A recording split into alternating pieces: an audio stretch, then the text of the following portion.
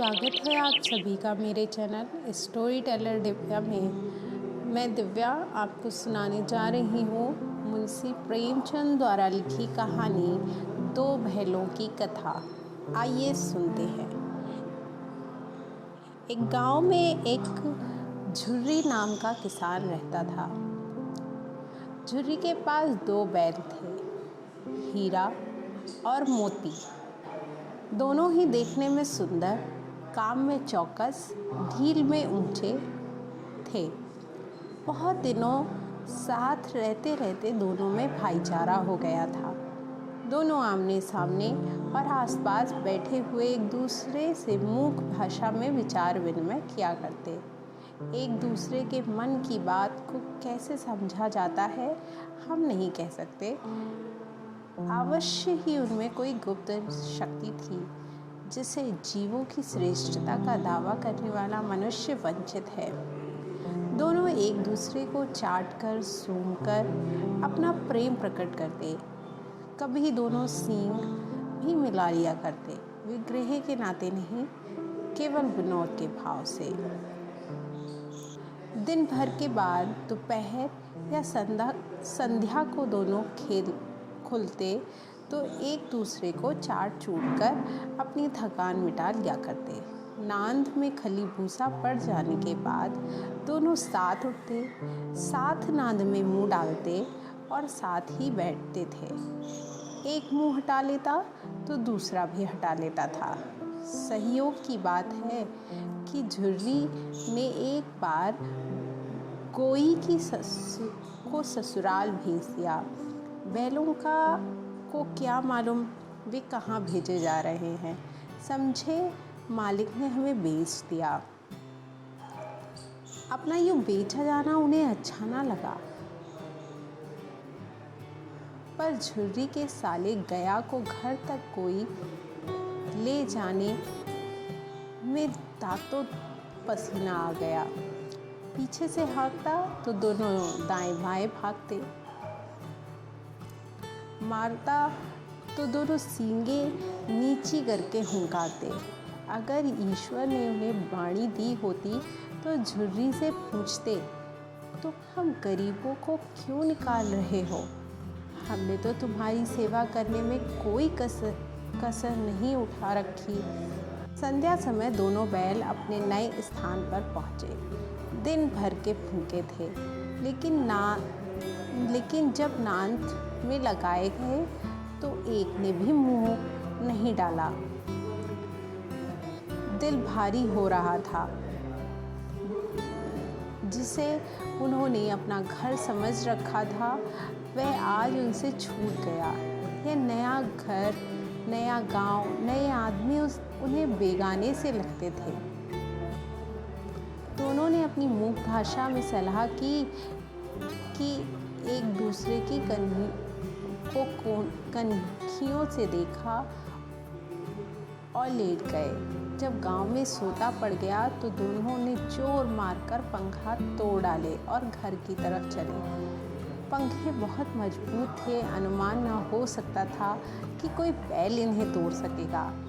पर इन दोनों में इस समय दूनी शक्ति आ गई थी।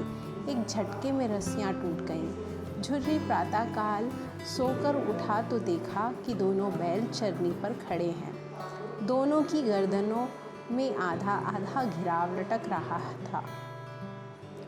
झुर्री ने बैलों को देखकर स्नेह से गदगद हो गया, दौड़कर उन्हें गले लगा लिया।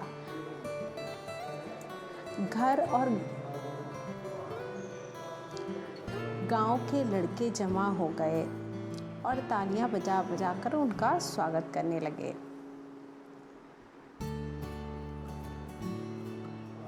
झुर्री की स्त्री ने बैलों को द्वार पर देखा तो जल उठी। बोली, कैसे नमक हराम बैल हैं कि एक दिन वहाँ काम ना किया। भाग खड़े हुए। झुर्री अपने बैलों पर यह आक्षेप सुन न सका। नमक हराम क्यों है? चारा दाना ना दिया होगा तो क्या करते?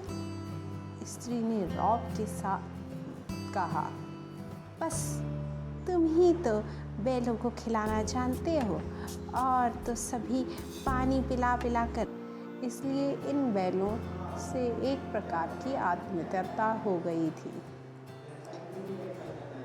एक दिन मोती ने मूक भाषा में कहा, अब तो नहीं सहा जाता हीरा, क्या करना चाहते हो?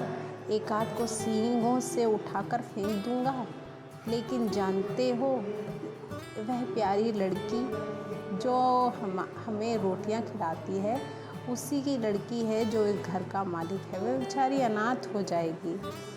तो मालकिन को फेंक दूं? वही तो इस लड़की को मारती है। लेकिन औरत छात पर सींग चलाना मना है, वो भूल जाते हो। तुम तो किसी तरह निकलने ही नहीं देते, बताओ, तोड़ाकर भाग चले? हाँ, यह मैं स्वीकार करता हूँ, लेकिन इतनी मोटी रस्सी टूटेगी कैसे? इसका एक उपाय है, पहले रस्सी को थोड़ा चबा लो, फिर एक झटके में जाती है। रात को जब बालिका रोटियां खिलाकर चली गई तो दोनों रस्सियां चबाने लगे, पर मोटी रस्सी मुंह में ना आती थी। बेचारे बार बार जोर लगाकर रह जाते थे। सहसा घर का द्वार खुला और वह लड़की निकली। दोनों सिर झुकाकर उसका हाथ चाटने लगे। दोनों की पूंछें खड़ी हो गई। उसने घेराव खोल दिया, पर दोनों चुपचाप खड़े रहे। मोती ने अपनी भाषा में पूछा, आप चलते क्यों नहीं? हीरा ने कहा, चले तो, लेकिन कल इस अनाथ की आफत आएगी, सब इसी पर संदेह करेंगे। सहसा बालिका चिल्लाई, दोनों फूफा वाले बैल भागे जाते हैं। ओ दादा दादा, दोनों बैल भागे जा रहे हैं। गया हड़बड़ाकर भीतर से निकला और बैलों को पकड़ने चला। वे दोनों भागे। गया पीछा किया और भी तेज हुए। गया ने शोर मचाया, फिर गांव के कुछ आदमियों को भी साथ लेने के लिए लौटा। दोनों मित्रों को भागने का मौका मिल गया। सीधे दौड़ते चले गए, यहाँ तक कि मार्ग का ज्ञान न रहा। जिस परिचित मार्ग से आए थे उसका यहाँ पता न था। नए नए गांव मिलने लगे। तब दोनों एक खेत के किनारे खड़े होकर सोचने लगे, अब क्या करना चाहिए। हीरा ने कहा, मुझे मालूम होता है, राह भूल गए। तुम भी बेतहाशा भागे, वहीं उसे मार गिराना था। उसे मार गिराते तो दुनिया क्या कहती? वह अपना धर्म छोड़ दे, लेकिन हम अपना धर्म क्यों छोड़ें? दोनों मुख से व्याकुल हो रहे थे। खेत में मटर खड़ी थी, चरने लगे। रह रह कर आहट लेते रहते थे। इतने में खेत के मालिक ने उन्हें चारों तरफ से घेर लिया और काजी हाउस में ले जाकर बंद कर दिया। दोनों मित्रों को जीवन में पहली बार ऐसा सेविका पड़ा था कि सारा दिन बीत गया और खाने को एक दिन का भी ना मिला। समझ ना आता था यह कैसा स्वामी है। इससे तो गया फिर भी अच्छा था। यहाँ कई भैंसें थीं, कई बकरियाँ, कई घोड़े, कई गधे, पर किसी के सामने चारा ना था। सब जमीन पर मुर्दों की तरह पड़े थे। कई तो इतने कमज़ोर हो गए थे कि खड़े भी नहीं हो सकते थे। सारा दिन मित्र फाटक की ओर टकटकी लगाए रहते, पर कोई चारा ना लेकर आता दिखाई दिया। तब दोनों ने दीवार की नमकीन मिट्टी चाटनी शुरू की, पर इससे क्या तृप्ति होती। रात को भी जब कुछ भोजन ना मिला तो हीरा के दिल में विद्रोह की ज्वाला दहक उठी। मोती से बोला, अब नहीं रहा जाता मोती। मोती ने सिर लटकाए हुए जवाब दिया, मुझे तो मालूम होता है कि प्राण निकल रहे हैं। आओ दीवार तोड़ डालें, मुझसे तो अब कुछ नहीं होगा। बस इसी बूते पर अकड़ते थे। बाड़े की दीवार कच्ची थी, हीरा मजबूत तो था ही। उसने अपने नुकीले सींग दीवार में गाड़ दिए और जोर से मारा तो मिट्टी का एक थप्पड़ निकल आया। फिर उसका साहस बढ़ा। उसने दौड़ दौड़ कर दीवारें पर चोटें की, हर चोट पर थोड़ी मिट्टी गिराने लगा। फिर तो वह दीवार में सींग लगाकर इस तरह जोर करने लगा मानो किसी प्रतिद्वंदी से लड़ रहा है। आखिर कोई 2 घंटे की जोर आजमाई के बाद दीवार ऊपर से लगभग 1 हाथ गिर गई। उसने दूनी शक्ति से दूसरा धक्का मारा तो आधी दीवार गिर गई। दीवार का गिरना था कि अधमरे से पड़े हुए सभी जानवर चेत उठे। तीनों घोड़ियाँ सरपट भाग निकली, फिर बकरियाँ निकलीं, इसके बाद भैंसें भी खिसक गईं, पर गधे अभी ज्यों के त्यों खड़े थे। हीरा ने उन्हें भी सींग मार मार कर बाहर निकाल दिया। दोनों को एक व्यापारी को बेचा गया।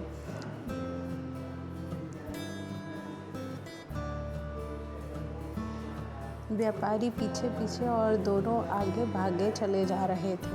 नीलाम हो जाने के बाद दोनों मित्रों ने उस व्यापारी के साथ चले। दोनों की बोटी काँप रही थी। बेचारे पाँव तक ना उठा सकते थे, पर भय के मारे गिरते पड़ते भागे जाते थे।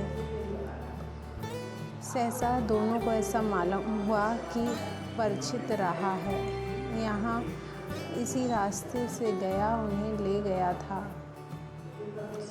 हीरा बोला, भगवान की दया है, मैं तो अब घर भागता हूँ। ये जाने देगा, इसे मैं मार गिराता हूँ।